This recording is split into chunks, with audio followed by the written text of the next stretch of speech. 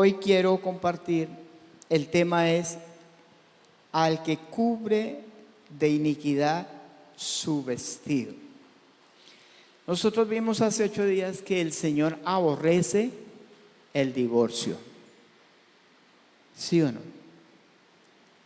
Usted dirá, pero yo ya me volví a casar. Espera un momentico. Estoy diciendo es que el Señor aborrece el divorcio. ¿Sí es así? Pregunta, ¿sigue siendo el mismo principio hoy? Para el periodo de la gracia, como dicen algunos. Porque dice que antes estábamos en la ley, ahora estamos en la gracia. Bueno, nosotros somos de los que creemos que no hay dispensaciones. Nosotros somos los que creemos que Dios siempre ha sido un Dios de ley y siempre ha sido un Dios de gracia. No es por tiempo ni por temporadas. Pero el Señor en el Antiguo Testamento dice que Él repudiaba el divorcio. Ahora, ¿también? Claro, porque Dios no cambia. ¿Qué es lo que pasa? Los principios nunca cambian. Pero Dios hace algo en nosotros. Y es que nos perdona y nos da una nueva vida. ¿En quién? En Cristo. Entonces, si usted ha sido casado y se volvió a casar, ¿qué tiene que ver ahora? Empezar a ver que ahora que es nueva criatura, empezar a ver cómo es el diseño de Dios, entenderlo, creerlo y vivirlo. De eso se trata la vida en Cristo. Pero el principio sigue siendo el mismo. Dios aborrece el divorcio. El único causal de divorcio es la fornicación, o sea que el Señor dice, te puedes divorciar. Es la fornicación.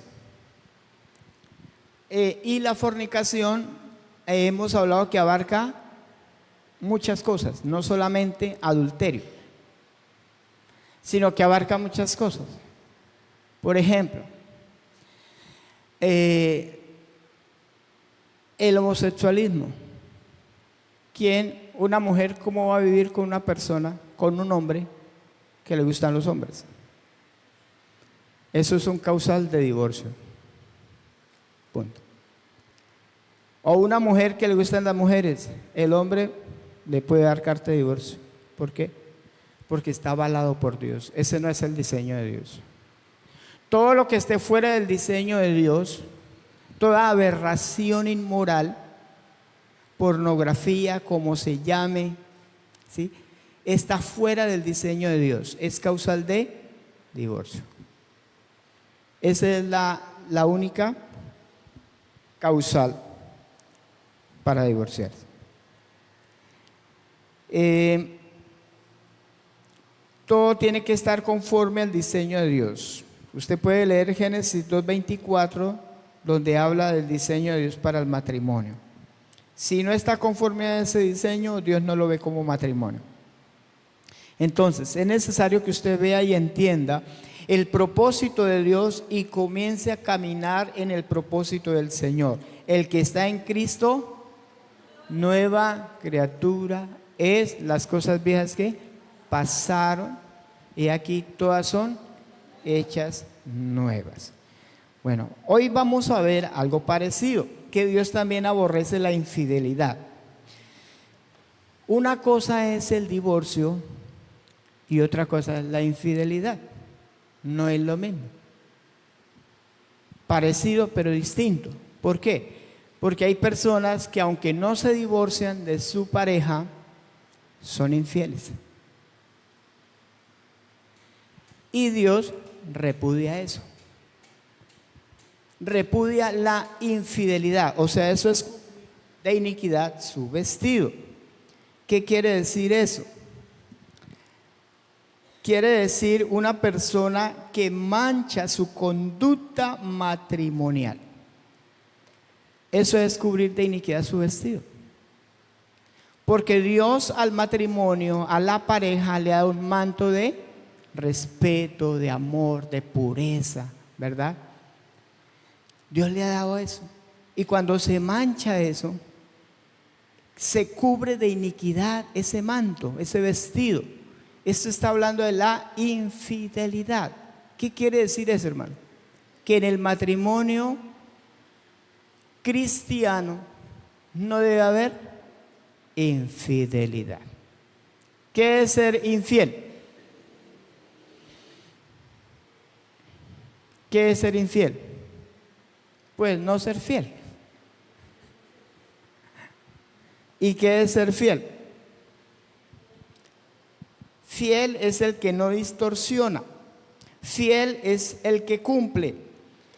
Por ejemplo, cuando usted va a comprar un sonido, el vendedor le dice, este tiene un sonido fiel. ¿Qué significa eso? Que no distorsiona. Una persona que permanece fiel al pacto, a lo que Dios ha diseñado, que permanece fiel. Ahora, la infidelidad no solamente es física, también es mental, en el corazón. El Señor Jesús lo dijo. San Mateo capítulo 5, en el versículo 27. 5:27.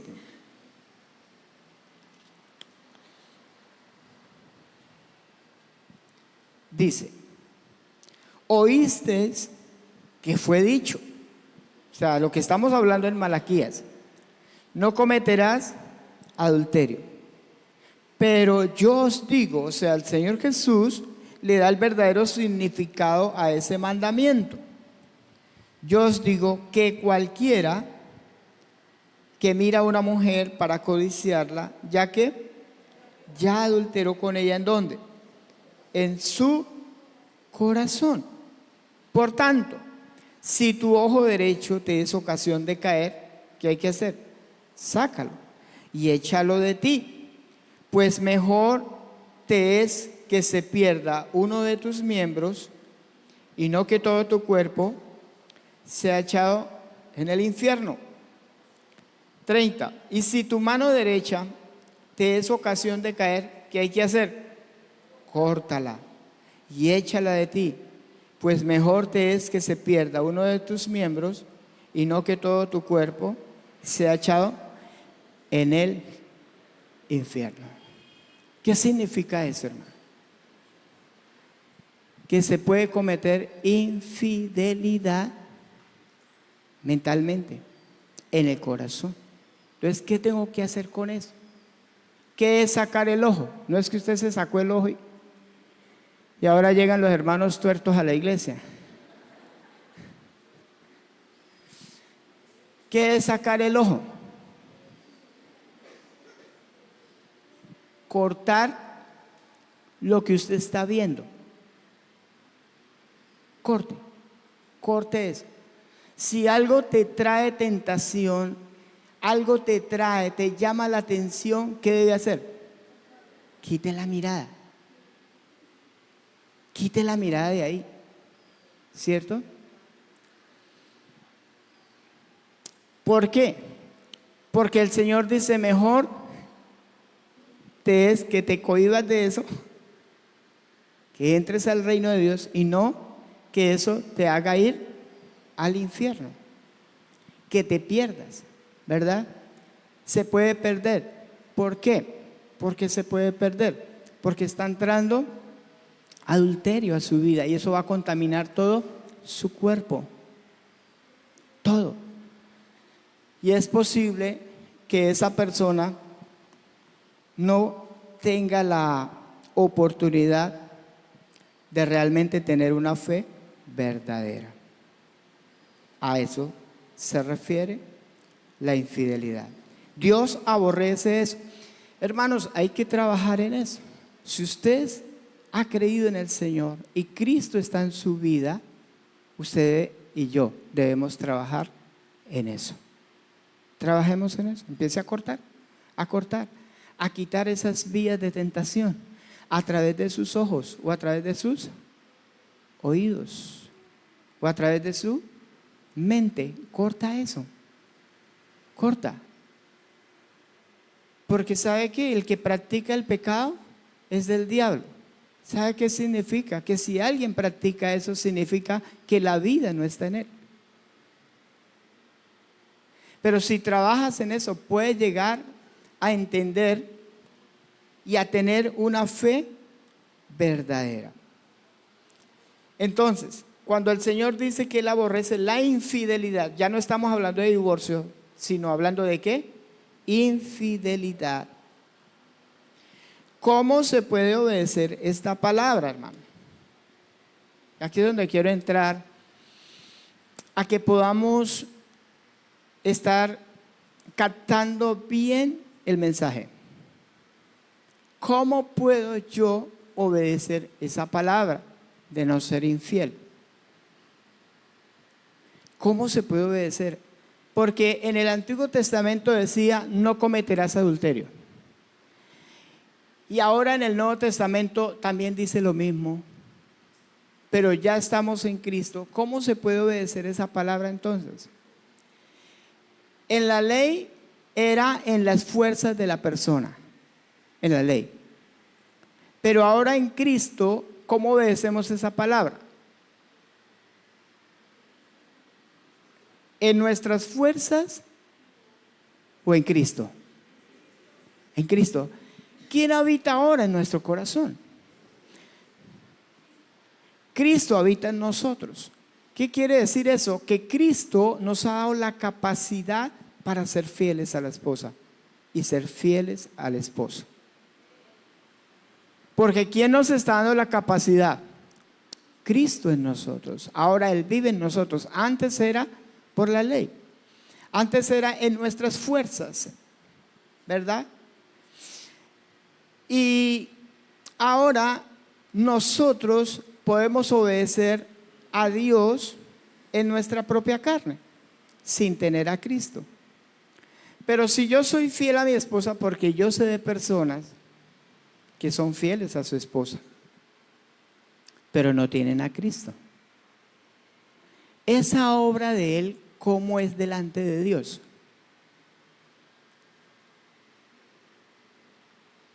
¿Cómo es? Esa persona es fiel a su esposa, pero no tiene a Cristo. ¿Cómo es esa obra de Él ante Dios? ¿Una obra qué? Muerta. Es una obra muerta. ¿Por qué? Porque Dios solo recibe lo que está en Cristo. Yo conozco personas así. Miren, es más, Romanos habla sobre eso. Vamos a ir a Romanos capítulo 2, versículo 14.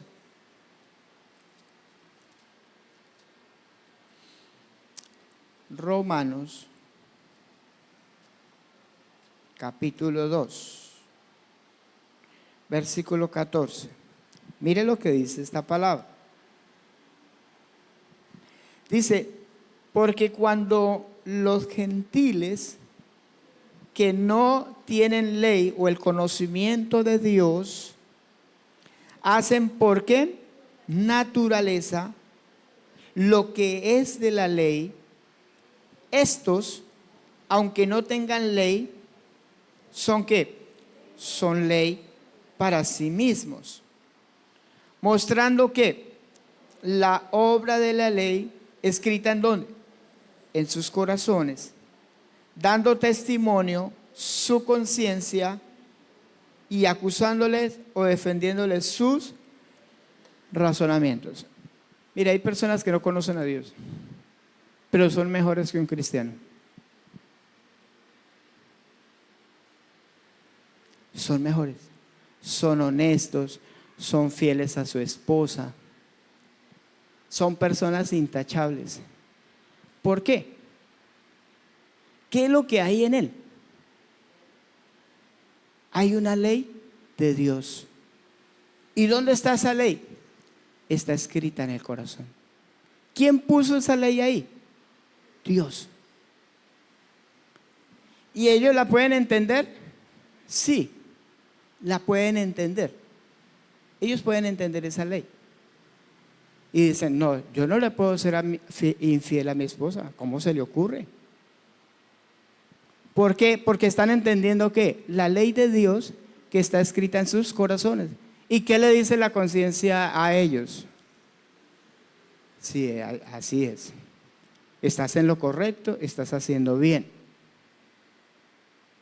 Su conciencia, ¿qué está haciendo? Le está dando testimonio de que es así. Y en su conciencia, ¿cómo se sienten? Se sienten bien, se sienten satisfechos. ¿Por qué? Porque están haciendo lo que la ley de Dios dice. Y dice que aún esas personas condenarán a aquellos que teniendo el conocimiento de Dios no lo hacen. No lo hacen. Personas que son creyentes en Cristo y viven como el mismo diablo.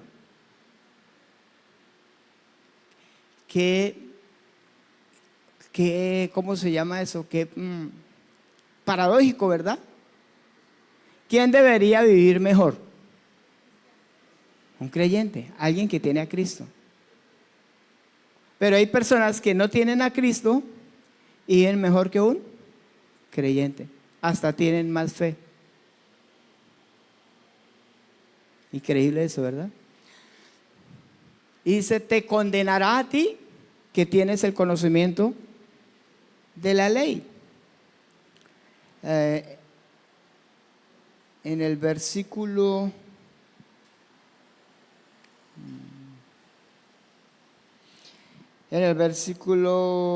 27 dice, del mismo Romanos 2, dice, y el que físicamente es incircunciso, o sea, que no es creyente, no es judío, pero guarda perfectamente la ley, te condenará a ti, que con la letra de la ley y con la circuncisión eres transgresor de la ley.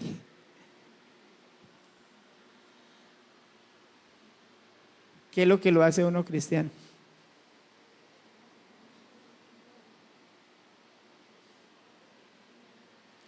Hay personas que tienen conocimiento pero no tienen vida. Mire, hay personas que saben todo de la fe. Entienden que Cristo murió por sus pecados. Entienden que Cristo canceló su deuda. Tienen todo el conocimiento, claritico, pero no tienen vida. No tienen vida. Porque se supone que si Cristo está en mí, ¿verdad? La vida de Él se manifiesta a través de mi vida. Entonces yo no voy a obedecer a Dios como una ley, ¿cierto? Ay, yo no tengo que ser infiel. Y comienzo a obligarme a eso, ¿verdad? No, no es una ley. Es que tengo vida. ¿Cuántos están entendiendo el mensaje? Yo no digo voy a cambiar porque es que no, yo ya no voy a gritar más a mi esposa. No, no es porque es una ley, hermano, es porque hay vida dentro de usted. Y esa vida es Cristo. Cuando el Señor dice que aborrece la infidelidad, ¿qué es lo que realmente nos está queriendo decir? A nosotros los que tenemos a Cristo. Realmente nos está diciendo, no vivan en la carne porque ustedes tienen a Cristo y ustedes pueden vivir como Cristo. Porque Cristo está en ustedes. No como algo que me toca hacer, porque voy a estar ahí luchando siempre con esa carne. Luchando con la carne, luchando con esa situación. Pero si Él lo produce en mi vida, Cristo es la vida y está en mí, ¿sabe qué va a pasar? Va a ser un deleite serle fiel a la esposa. Va a ser una alegría, va a ser un gozo, va a ser algo que se vive. No es algo con lo cual yo estoy ahí. No, la carne siempre va a jalar, Pero el Señor dice, hagan morir las obras de la carne. Hagan morir eso. Eso es lo que nos corresponde. Para que Cristo, la vida, se manifieste en nosotros, hermano. La vida de Cristo se tiene que manifestar en su vida, hermano. Se tiene que manifestar en su vida. Y es ahí donde debemos apuntar. ¿Es realmente Cristo quien produce la vida en mí? ¿O es algo que yo estoy haciendo en la carne? Antiguamente tocaba en las fuerzas, pero aún así no se podía. No se podía. Tocaban las fuerzas, pero ahora ¿quién está en nosotros? Cristo. Y eso es un deleite, hermano, hasta para alabar al Señor. Porque Él está produciendo esa adoración. Él está produciendo esa alabanza al Señor. Y es Él en nosotros. Eso es maravilloso. Cuando el Señor dice que Él aborrece la infidelidad, era que Dios estaba preparando algo para que el pueblo de Dios pudiera ser fiel. Y es solamente a través de Cristo. ¿Ve? Los principios de Dios nunca cambian. Pero ¿qué es lo que cambia? Pues la forma de obedecer al Señor. Ahora es a través de ¿quién? De Cristo, no a través de mi carne. ¿Qué pasa cuando nosotros actuamos conforme a la carne, hermano? ¿Sabe que usted puede orar aún en la carne? Y Dios no le recibe esa oración. No se la recibe.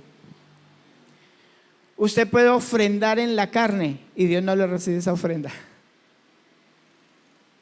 Y le voy a explicar. ¿Qué es hacerlo en la carne? Es cuando usted trata de agradar a Dios por sí mismo. Entonces, un ejemplo, usted se arrodilla a orar y levanta las manos y llora. Pero usted piensa que por esa oración Dios le va a contestar la oración. ¿Sabe que Dios no nos contesta las oraciones porque nosotros lloremos o nos quebrantemos delante de Él? ¿Por qué Dios contesta nuestras oraciones? Porque Cristo estuvo en una cruz. Entonces por Él yo me puedo arrodillar, llorar, quebrantarme y Él me recibe mi oración porque Cristo murió en una cruz. No es por mí. Ay, yo le sirvo al Señor y mira cómo me va mal. ¿Por qué le pasa eso? Porque lo está haciendo en su carne. Entonces, cuando usted sirve al Señor, usted ora al Señor en su carne, ¿quién se va a sentir orgulloso? Su carne. ¿Quién se va a llevar la gloria? Su carne. Ay, es que yo soy tan espiritual. Soy tan espiritual. ¿Por qué? ¿En quién está pensando? En usted. Entonces, ¿quién se lleva la gloria? Su carne y no Cristo. Por eso el Señor dijo: separados de mí, nada podéis hacer. Y el obrar en la carne es tratar de agradar a Dios, tratar de hacer cosas para ganar el favor de Dios. Vamos a Hebreos 9:14. Hebreos capítulo 9, versículo 14. Leamos desde el versículo 13. Dice: porque si la sangre de los toros y de los machos cabríos y las cenizas de la becerra rociadas a los inmundos santifican, ¿para qué? La purificación de la carne, cuánto más la sangre de Cristo, el cual mediante el Espíritu eterno se ofreció a sí mismo sin mancha a Dios, limpiará ¿qué? Vuestras conciencias ¿de qué? De obras muertas para que sirváis al Dios vivo. ¿Sabe qué hacía la sangre de los animales cuando se sacrificaba un animal? Dios perdonaba el pecado. Pero ¿cómo quedaba la conciencia? Quedaba con culpa. La sangre de los animales no podía quitar la culpa de la conciencia. ¿Cuántos todavía viven con culpa? Viven latigándose. Todavía viven con culpa. ¿Por qué? No han entendido lo que hizo la sangre de Cristo. Y por eso servimos en la carne. Porque pensamos que entre más sirvamos a Dios, entre más lo adoremos, entonces vamos a tener más el favor de Dios. ¿Cuántos están acá? La sangre de los animales, el sacrificio no pudo quitar, no pudo limpiar nuestra conciencia. Pero ¿quién sí limpió nuestra conciencia? La sangre de Cristo. Y sabe, ahora yo me acerco a Dios. ¿Cómo me acerco? Sin culpa. No tengo conciencia de pecado. ¿Por qué? ¿Por mí? ¿Por lo bueno que me he comportado? No. ¿Quién me limpió mi conciencia de esa culpa? La sangre de Cristo te limpió. Y por eso usted y yo nos podemos acercar a Dios sin culpa. O sea, sin sentimiento de culpa en nosotros. ¿Por qué? Porque la sangre de Cristo limpió mi conciencia. ¿Por qué nosotros obedecemos al Señor? ¿Por qué lo obedecemos? Porque yo puedo ser fiel a mi esposa. ¿Cómo estoy? Estoy limpio de pecado. Él limpió mi conciencia de mi culpa. Y Dios quiere sacar la culpa de tu conciencia. Porque muchos se sienten culpables en su conciencia. Entonces tienen que hacer cosas ¿para qué? Para que Dios los bendiga. Para que Dios los ayude. Para que Dios no los condene. No, hermano. Ya fuiste limpio, libre de la culpa. ¿Pero para qué? Ahí, ¿qué dice el texto? El 14 dice: cuanto más la sangre de Cristo, el cual mediante el Espíritu eterno se ofreció a sí mismo sin mancha, Dios limpiará vuestras conciencias. ¿De qué? De esas obras muertas, de tratar de hacer obras para agradar a Dios. ¿Para qué? ¿Para qué? ¿Para seguir viviendo para nosotros? No, ahora sí puedo servir al Dios vivo. Y todo lo que yo haga en Cristo, entonces Dios lo recibe. Yo puedo orar y oro y sé que Dios me está recibiendo mi oración. ¿Por qué? Porque la sangre de Cristo lo hizo posible. Él aceptó a Jesús. Entonces voy a explicar esa partecita. ¿Cómo es? Vamos a mirar acá un texto en Colosenses 3:17. Colosenses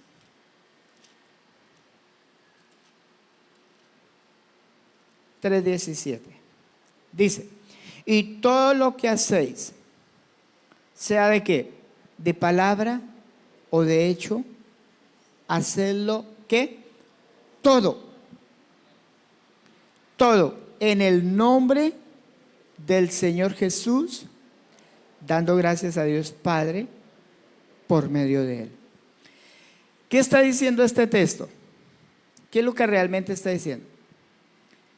Que todo lo que yo hable, piense, haga, debo hacerlo en el nombre de quién. Eso no es por mi propia cuenta. Eso no es por mí. Tengo que hacerlo en el nombre de Jesús. ¿Cómo así? ¿Cómo usted entiende eso? ¿Cómo así que tengo que hacerlo en el nombre del Señor Jesús? Vamos a poner un ejemplo. Venga Camilito y venga Alejandro. Vamos a hacer un ejemplo, una ilustración.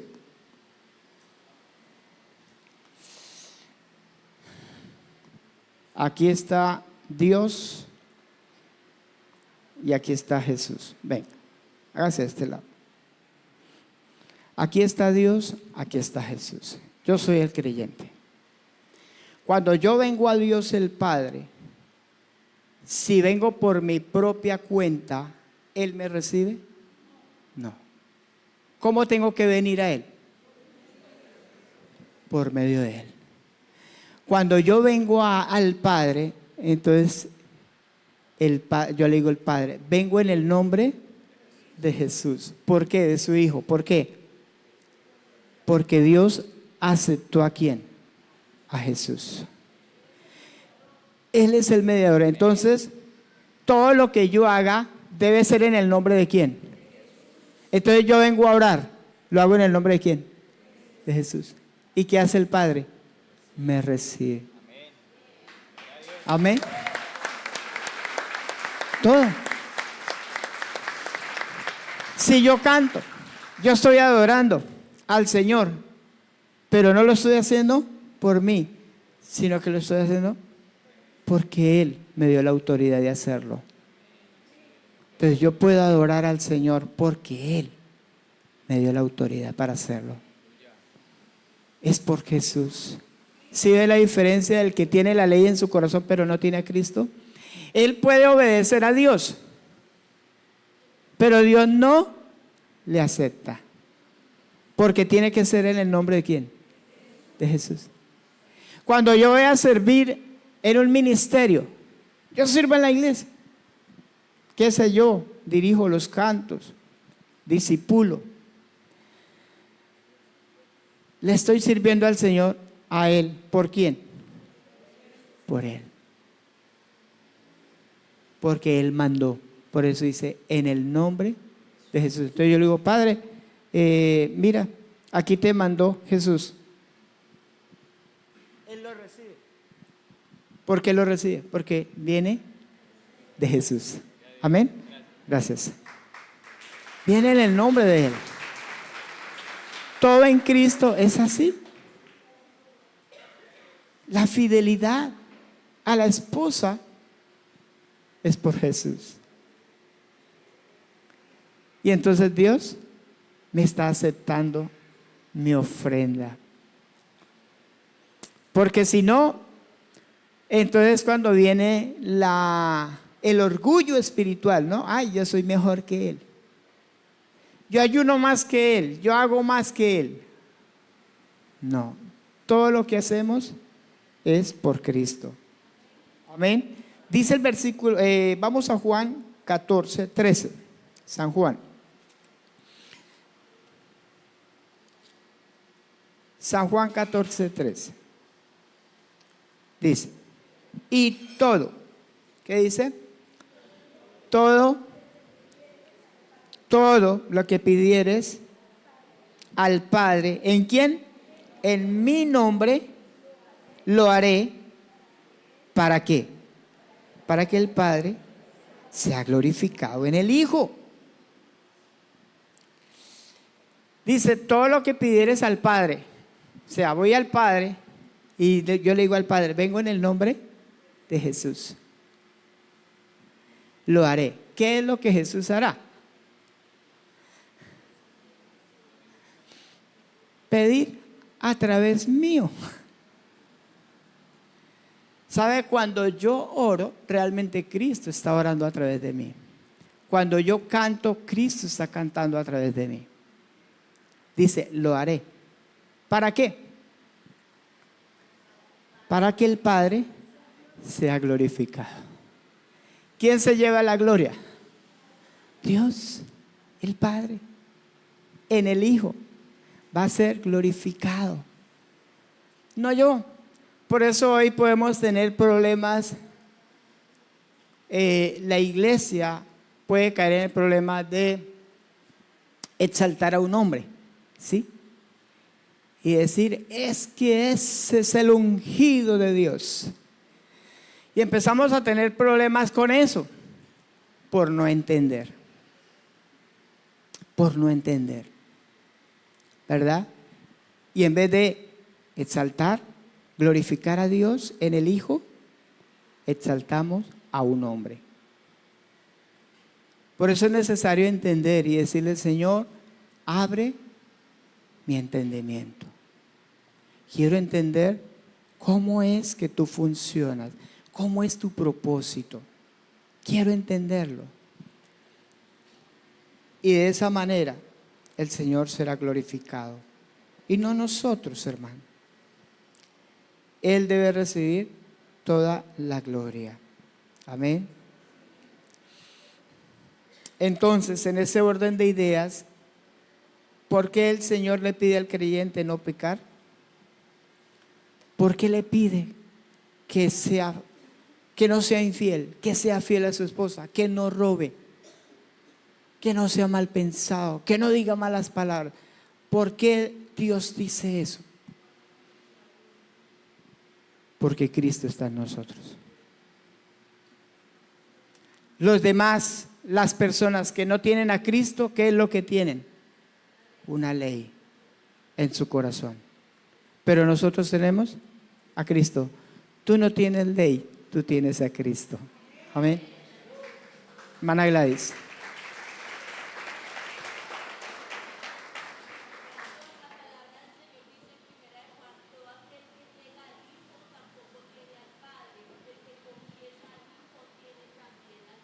Amén.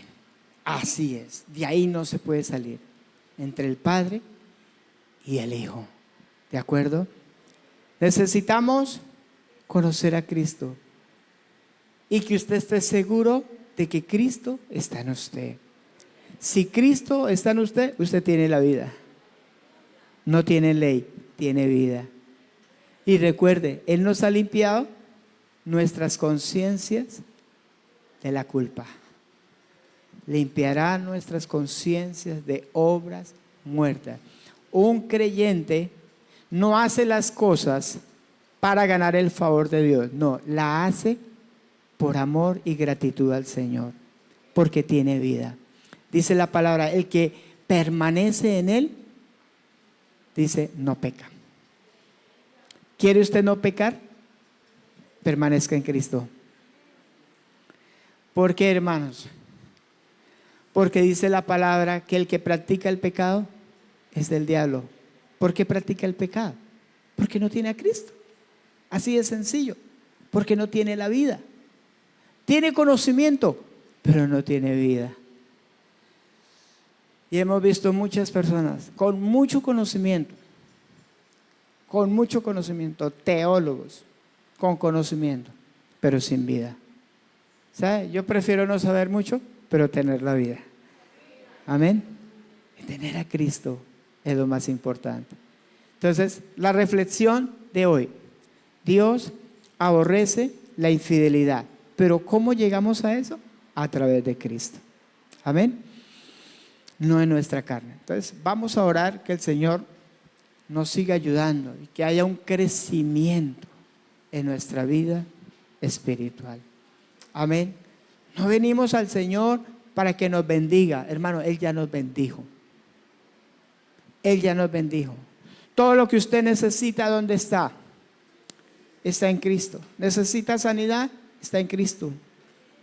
¿Necesita economía? Está en Cristo. ¿Necesita sanidad emocional? Está en Cristo. Todo lo tenemos en Él. Estamos completos en Él. ¿Sabe qué nos hace falta? Conocerle. Conocerle. Oremos al Señor. Señor, gracias, mi buen Dios, porque tú me sacas de la ignorancia para no vivir en oscuridad, para no vivir en esclavitud, sino para vivir en la vida, en la libertad con la cual Cristo nos hizo libres. Antes estábamos en ignorancia, vivíamos en esclavitud, no podíamos ser fieles, nuestro matrimonio. Pero ahora que tú has traído luz a nuestras vidas, podemos entender esa maravillosa gracia. Señor, no es por nosotros, es por lo que hay en nosotros, y es Cristo. Gracias, mi buen Dios, porque ahora sé que todo lo que yo haga, tú lo recibes porque estoy en ti. Estoy en Él. Cristo está en mi vida y es por Él. Gracias, Señor. Gracias por lo que tú eres. Te amo, Dios, y ahora me arrodillo, ahora me quebranto delante de ti por ver la obra preciosa que haces en mi vida, por lo que tú estás obrando en mi corazón. Por eso me quebranto, por eso lloro. No para conseguir tu favor, porque ya me lo diste en Cristo. Pero ahora me humillo, Señor, de ver tu grandeza, de ver tu majestad, de ver tus maravillas, poder entender tus maravillas, Señor. Muchísimas gracias. Gracias en el nombre de Cristo Jesús. Amén. Amén. Espero que esta palabra le haya sido de bendición, hermano. Si usted desea traer su ofrenda,